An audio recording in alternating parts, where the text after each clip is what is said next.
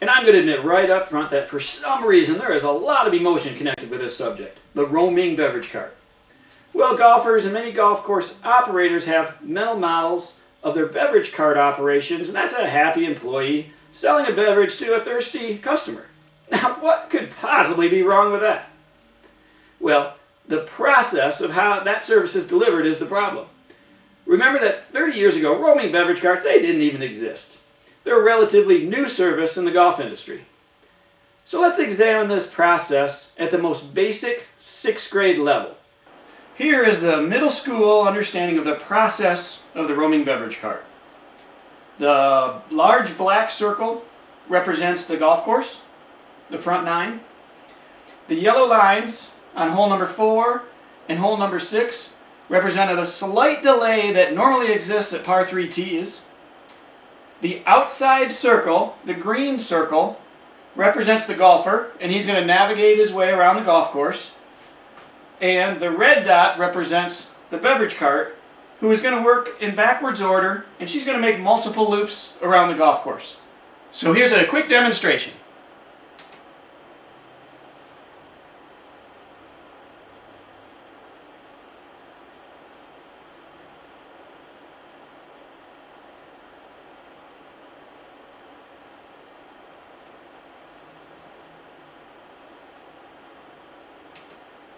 That's a pretty good representation of what happens out on a golf course. The stops are random. You can't control where they happen.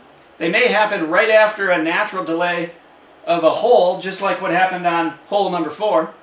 I would be surprised if you have one golfer out on your golf course that understands this process at more than a 6th grade level. And we're going to get to that in just a second. But the majority of your golfers think that the only way that the round could be delayed was just, that amount of time that it took them to purchase the beer, which usually it's only a minute or so. So let's review the 6th grade slide just one more time real fast. Everyone's in motion. They stop on hole number 2, get their drink. Now there's a natural delay here, but the beer girl doesn't show up till after that. Another stop. Gets to the other par 3 and stops. 3rd time around with the beer girl. Great service, right? So this round would have had a 1.5-minute delay, a 1.5-minute delay, a 1.5-minute delay, plus the natural delays that exist out on a golf course. So a 6th grader would say that if each stop by the golfer took a 1.5 minutes, and there happened to be 3 stops, then the round must be delayed by 4.5 minutes. How many of us would agree with that? Now we're going to give it to a high schooler, and a high schooler is going to say, I'm smarter than that 6th grader. Why don't I sell my beverages at the locations on the golf courses that we know delays already exist? So here's what that would look like.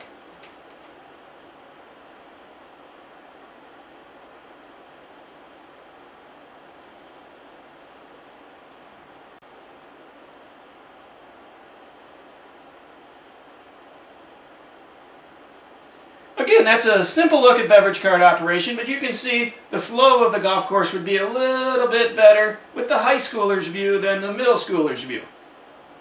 Now imagine yourself at Motion State University. We're going to take a look at this process in a little more thorough point of view. We're going to look at what's happening before and after the beverage operation. So on these slides you'll see the colored circles representing golf groups, and they're going to drop into the screen at this exact same time. This slide here is going to represent a stationary beverage operation. This slide here is going to represent a roaming beverage operation, and this operation is going to go in reverse order. The greens are down here, fairways are here, and the tees are up here. And then this is the previous hole. And to give you a little idea, this is the hole that we're talking about right now. So, as you watch, the balls drop in at the same order. They move to the same position on the golf course before they have contact with the beverage operation. But now, this group here finished the hole and the beverage cart was waiting, so they decided to go over and get their beverage stop.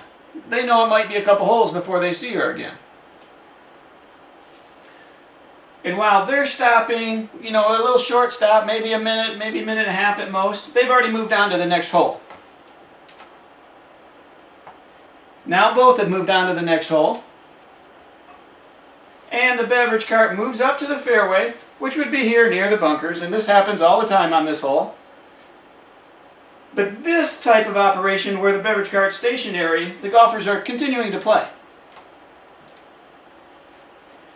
So now you can see they're only a minute and a half or so behind. One group without the beverage cart stop in the middle of the hole is on the green. The other, they're back here in the middle of the fairway. Beverage cart moves back up to the tee and everything else proceeds down. Now, these guys are already gone, but these guys are going to be moving up in the fairway.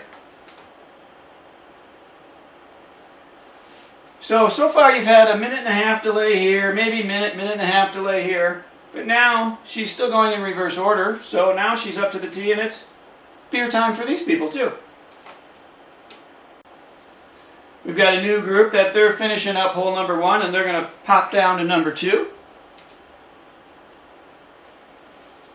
Now as they come down, because these stops were single stops, so they just stopped in one location, but this operation stopped here, stopped here, stopped here, and the result is a backup already on hole number 2. Now what's interesting is when that beverage operation moves away and goes on to a different part of the golf course, this delay remains until one of two things happens. You can either spread out your tee time more, or the next cancellation or no-show you intentionally don't fill. And both of those will help correct this backup that was caused by, you got it, the golfers, on hole number 2. So the beverage cart disappears. You've got the backup here.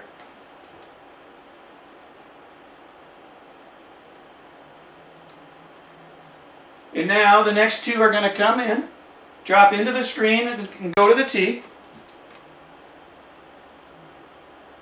And you still have your backup. And like I said, as long as you keep teeing people off at your 8 or 9 minute tee times, they are going to keep running into that delay that was built on your golf course by your own staff.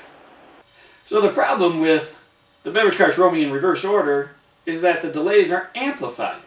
Here's the process in the real world. We're on hole number 2 on a Wednesday morning, and the beverage cart delays the group at the green, then delays the next group in the fairway, then delays the group at the tee. The result is the infamous backup on hole number 2. I call this incredibly unspectacular event an amplified delay. A minute and a half delay plus a minute and a half delay plus a minute and another half delay, well, that equals a 4.5 minute delay. Not a minute and a half delay like most people think. Now, imagine how many times this happens on a golf course on a hot sunny day. This series of photos happened at 9 o'clock on a Wednesday morning, which is Ladies' Day. How do you think the ranger described the slowdown at around 9 o'clock? Well, you got it. Things were moving great until the ladies teed off. It was the golfer's fault. Improving the pace of play at your golf course is a process and not a simple event. The golf courses that I've worked for in the past have been the problem of their own long playing times about 85 to 90% of the time. Now these short videos and training sessions are nice because most golf courses have never spent any time at all thinking about the part that they play in long playing times. If you'd like to improve the pace of play and the production level at your golf courses, I highly recommend the book Mastering Pace of Play While Maximizing Revenue. The book is much more specific than these short training videos and designed to be a training tool for your staff. It'll be the best $19 that your golf course has ever invested. You really can't improve the pace and production at your golf courses, but you need to have a great plan. And the book contains your customized plan.